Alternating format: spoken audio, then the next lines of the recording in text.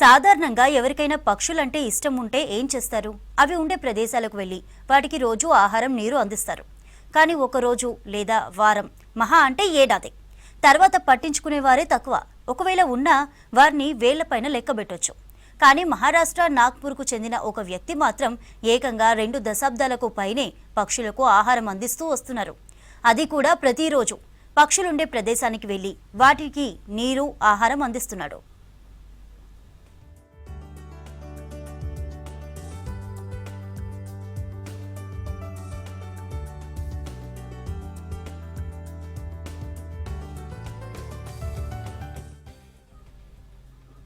నాగ్పూర్కు చెందిన సత్పురుష్ వాంఖడే మరో పేరుంది నాగ్పూర్ పక్షి మనిషి అని. అతను ప్రతిరోజు ఐకానిక్ అంబజారీ గార్డెన్లో ప్రతిరోజు పక్షులకు ఆహారాన్ని అందిస్తుంటాడు. ఉదయం 7:30 గంటలకు ధ్యానాలు నీటిని గార్డెన్కి తీసుకువెళ్తాడు.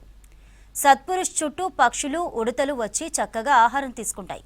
ప్రతిరోజు 3 గంటలు గార్డెన్లో పక్షులతో ప్రశాంతంగా సమయం గడిపిన తర్వాత తిరిగి ఇంటికి వెళ్తాడు సత్పురుష్.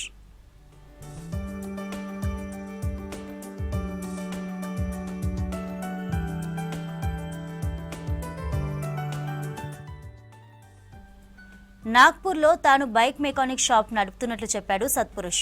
అందులో వచ్చే ఆదాయంతోనే కుటుంబాన్ని పోషిస్తున్నాడు. మనం చేసే ఏ మంచి పని అయినా సంతోషాన్ని ఇస్తుందంటున్నారు ఈ బర్డ్ మెన్.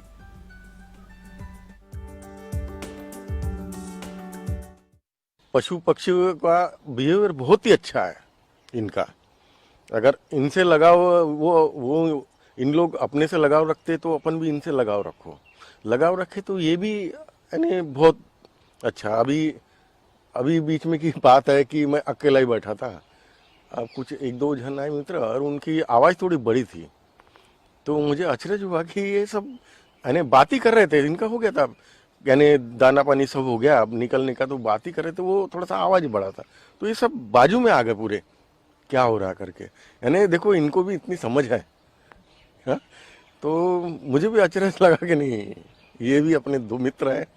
उद्देश्य नहीं, उद्देश्य एक ही है कि अपन प्रकृति की रक्षा करो। प्रकृति हम अपनी रक्षा करती है, सब देती है, धन धान्य से लेके सभी कुछ देती है, तो अपना भी फर्ज है कि प्रकृति के लिए कुछ करो करके। अगर प्रकृति रहेंगी तो 4 दिन इंसान भी जिंदा रहेगा, पशु पक्षी भी जिंदा रहेगा, क्योंकि जो भी आता है उसे तो जाना है, लेकिन कुछ अच्छे काम अच्छे कर्म करके जाइए।